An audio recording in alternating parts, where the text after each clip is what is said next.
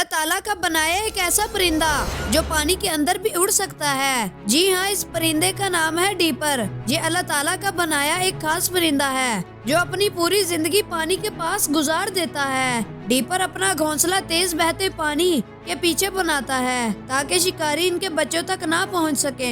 ये परिंदा अपना और अपने बच्चों का पेट भरने के लिए पानी के अंदर वॉर्म्स और छोटी मछलियों का शिकार करता है। डीपर जब डाइव लगाकर अपने पंखों पर तैरता है तो ऐसा लगता है ये पानी के नीचे उड़ रहा है। इस परिंदे के पंख हाइड्रोफोबिक होते हैं जिसकी वजह से पानी इसके पंखों पर नहीं टिकता। हैरानी वाली बात तो ये है कि ये अपने बच्चों तक खाना पहुंचाने के लिए तेज बहते पानी से गुजरता है।